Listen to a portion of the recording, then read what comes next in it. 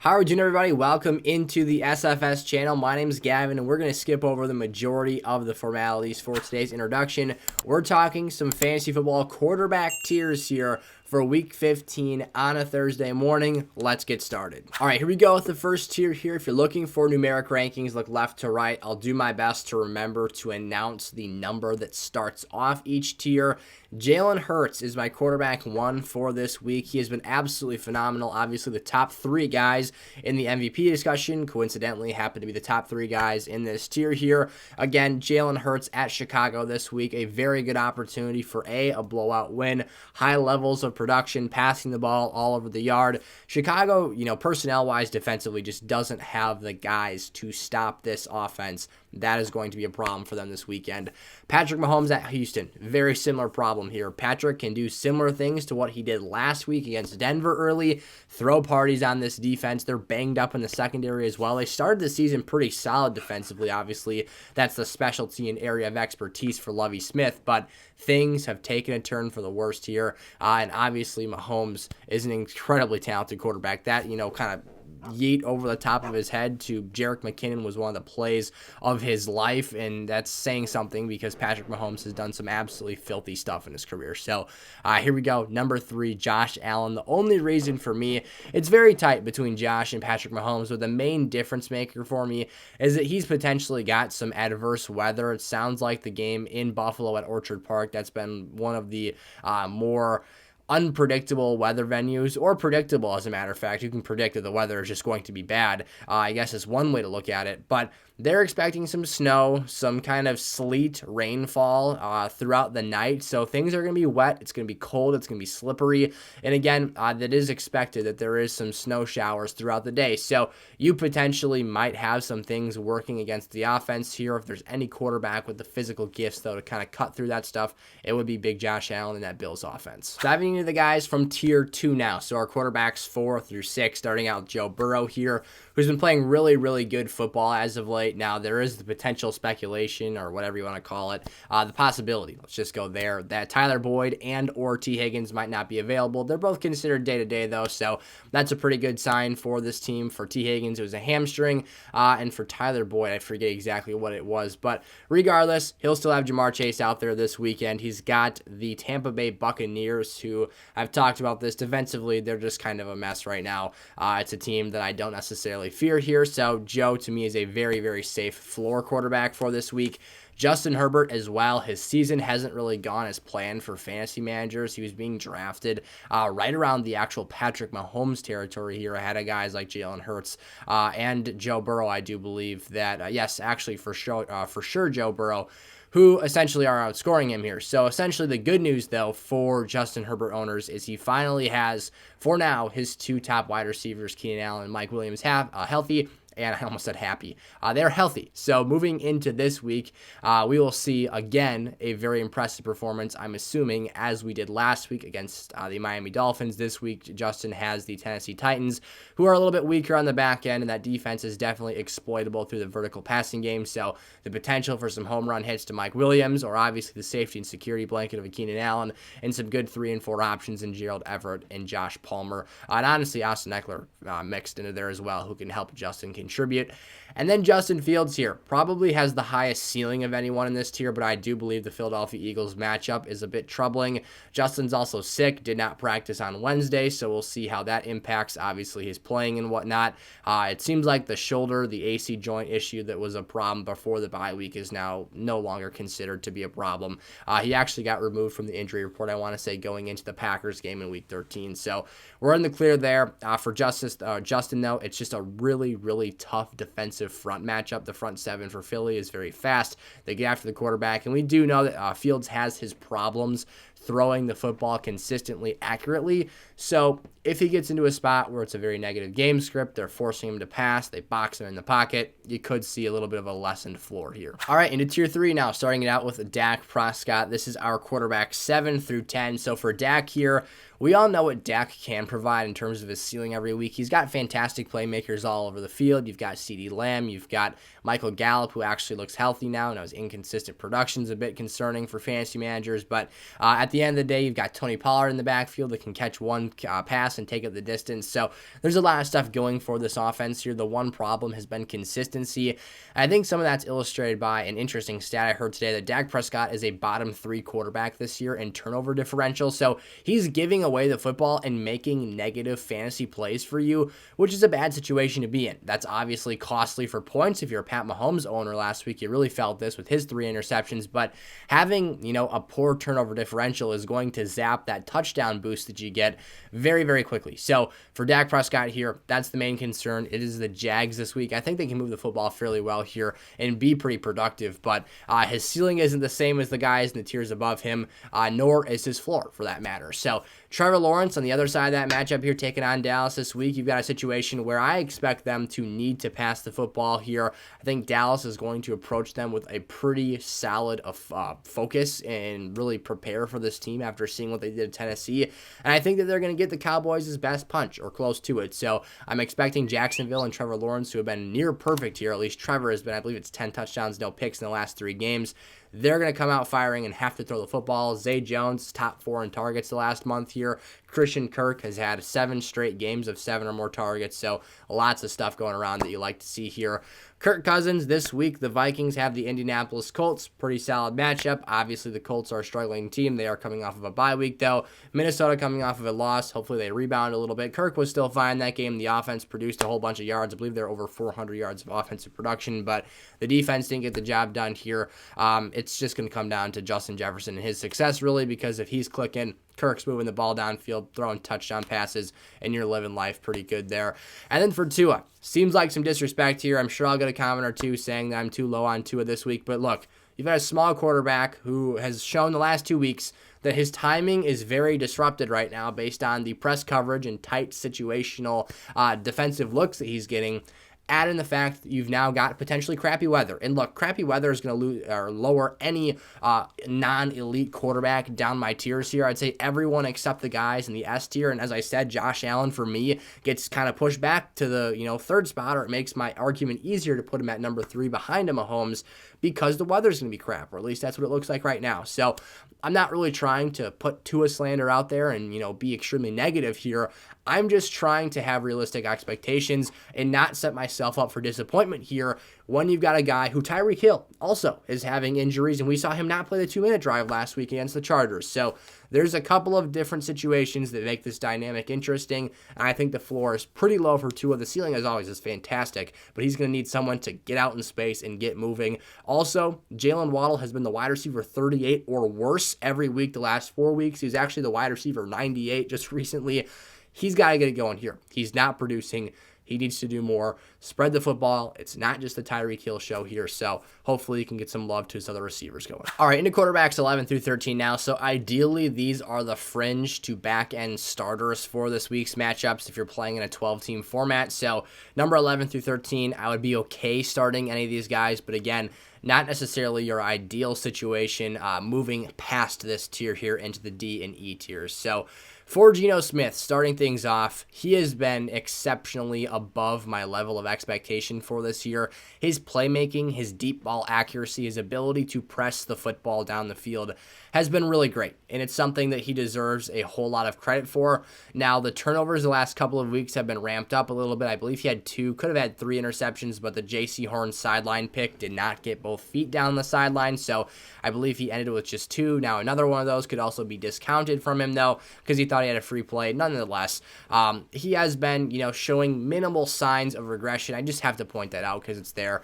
But at the end of the day, he's still a playmaker, and he's still got a really, really good offense around him. Tyler Lockett, DK Metcalf, those guys are phenomenal pass catchers. The one thing that I don't like about Geno this week, and the reason that he's not ahead of guys like maybe a Kirk Cousins, who his ceiling is probably arguably higher than, is the fact that he has the San Francisco 49ers, which is an absolute terror squad right now. They have been putting clinics on offenses the last handful of games here, really the whole season, but they are healthy right now, or at least getting healthy, and that's saying something because this physical team tends to get beaten up here, and they're just putting beating on other teams. So for Geno Geno Smith, I do have that concern about his floor being a little bit lower in this matchup. He could go out there and show out and have a really good day, but they did just score 7 points in the Week 2 matchup against this 49ers defense in San Francisco. This time we're in Seattle here. Mike White against Detroit. Really like this matchup for Mike White. Now, he is considered day-to-day still. He's banged up after that Bills game where he was getting clobbered there. However, the Detroit secondary is the exploitable part of that defense. If you can get out there, get that ball moving around to Garrett Wilson, Elijah Moore, your playmakers, even Tyler Conklin in the red zone, you're going to do some nice things, and I think that you can put up a really solid floor is what you're looking for out of Mike White here. And then Jared Goff, all credit to him. He has been absolutely balling out. Now, if you look at this at surface level, again, you probably think I'm underrating Jared Goff here, but the reality of the situation is that he has been very much so a lesser version of himself when playing on the road, especially during cold weather NFL season. And let's face it, we are in December football now. The reality is when you play in outdoor stadiums in the majority of the NFL complexes at this time of year, the weather is colder outside. The weather conditions are not optimal. And again, Jared Goff's level of play in those settings and formats has been decreased here. Add in the fact that the defense across the side of the field is not the Lions defense. It is not a poor secondary that can be passed all over. It is a ferocious defense with a very good secondary in the New York Football Jets that I think can get after him a little bit. And while he does have the benefit of Quinn Williams potentially not playing in this game, he's considered day-to-day right now with a calf injury, so either he plays at not full strength or he doesn't play at all. That's a boost, but the rest of the personnel are still there and doing their thing. So for Jared Goff, I do think that, how do I say this? He's someone that we typically view as having a nice floor, although last week, his ceiling was fantastic. But I think the floor in this matchup is actually quite low. It's kind of interesting to predict. It's a little bit of a pickle here, and it's not a spot that I would want to have to make this decision. That's why we have him on the cusp here at this 13th ranked spot. I wish the best of luck to those of you that have to start him here, because I think that things could go really good or very, very poorly. Alrighty, here into the D tier, we have got ourselves a bunch of middle of the pack quarterbacks that, to be quite honest, I don't see a ton of ceiling opportunity for. Now, for Tom Brady, he has been one of the bigger disappointments of the season, still having the majority of his weapons. He did lose Gronk, but the offensive production has scaled way down here. This is a guy who in yards per attempt has been quite inefficient this season despite all of the opportunities, and they just haven't been putting up points the same way that they have been. They're scoring an average of 17 points per game as an offense. So very low stats for this group. They've got Cincinnati without their top pass rusher, it sounds like, Trey Hendrickson, who broke his wrist. Their secondary has also gotten beat up over the course of the season, so hopefully Mike Evans can finally make a play that stands here and doesn't get called back or dropped. Yes, that's me throwing some shade at Mike Evans, who's been pissing me off with his lack of production throughout this season. What a bust he has been this year. But for Tom, whether it's Chris Godwin work in the middle of the field, Kate Otten in the red zone, or hopefully Mike Evans in the red zone, something's got to get moving here. Rashad White catching passes out of the backfield. Again, I'm not saying that it's going to, but you would at least hope there's a chance for that. Deshaun Watson, we got some interesting news today. Sounds like they're going to be pressing the ball downfield a bit more. This does make sense for me. They want to set up the run game and then hit the play action ball off the top of that, over the top of the defense. So if he is, back to himself and shakes that rust off, he's got DPJ, he's got Amari Cooper, he's even got David Bell to work the middle of the field out of the slot that can do some really nice things here. So we just got to see that kind of familiarity with the game, the playbook, and comfortability get back for Deshaun here. Danny Dimes, he's been struggling with the poor offensive line. They've got Washington this week, I believe. I'm not positive. I think Chase Young's coming back for this game, which is kind of scary, but it's his first game, so he'll probably be on a pitch count. Not that it matters a whole lot for Daniel Jones' fantasy, but it could put him under more pressure, cause him to make a turnover or a bad mistake or two, or make the Giants offense struggle a bit more. Regardless, he's mobile. He can do things with his legs, and this team I think he provides you an average floor more than anything here, although he can pop in certain matchups. Aaron Rodgers against the Rams. This is a guy who does not run the football at any level essentially anymore, and I would say their offense definitely has a hard ceiling. Now, they've been getting a little bit better here down the stretch of the season. However, This Rams team is still solid against the run. I think they're going to put the Packers in some long down and distance situations and make Aaron Rodgers beat them, which typically sounds like a very scary thing to ask your defense to prevent from happening. But in the scenario the Packers are in this year, this is a different group, a different team. I think that it's essentially you're hoping for that floor value. I don't see too much upside here. Derek Carr has been kind of the same thing this year. Extremely disappointing production from him considering the fact that he has Devontae Adams, and you thought that would pull him up a little bit. I thought he'd be this year's Matthew Stafford from 2021.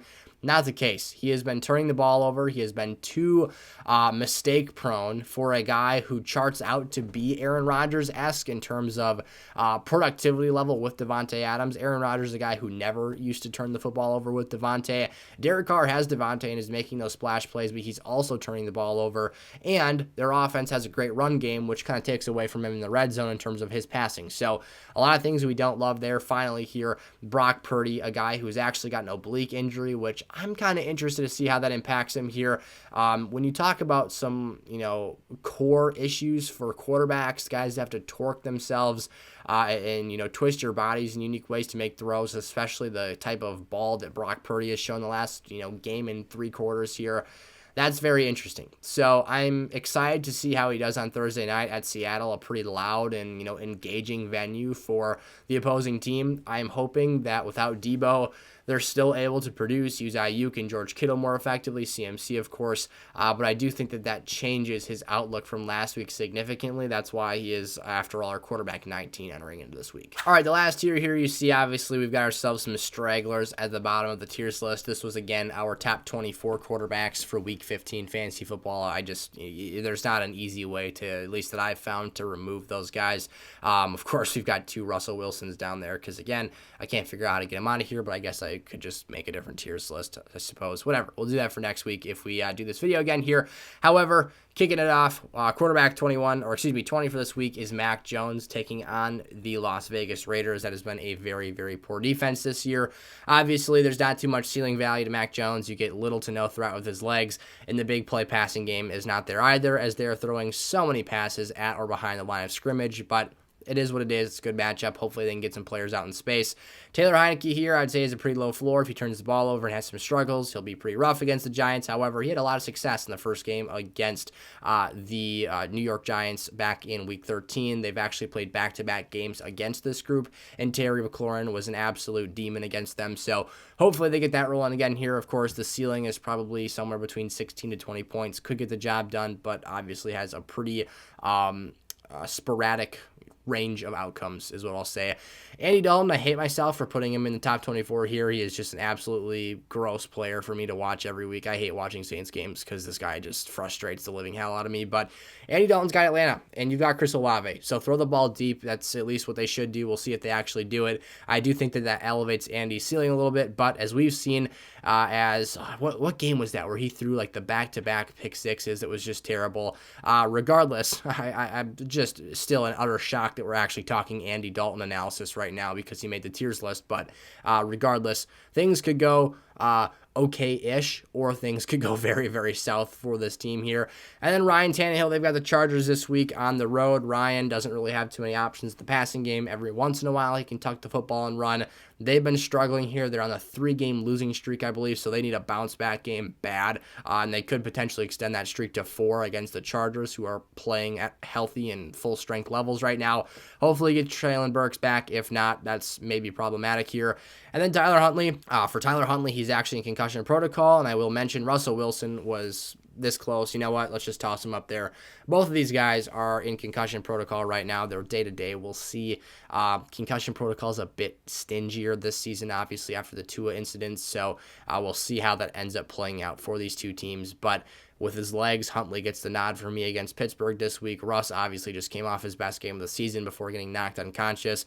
Some scary stuff there, but hopefully you're not having to start these players or consider them unless you're in a 2-quarterback format. So there you guys have it. Our top 24 quarterback rankings here for Week 15 fantasy football. I appreciate the heck out of all you guys. If you enjoyed today's episode, make sure to smash that like button, subscribe to the channel, turn the bell on so you're never late for a new piece of content. I think we're going to put out a tight ends episode as well today, so check out the channel and keep your eyes open for that, and I'll see you there. Peace out.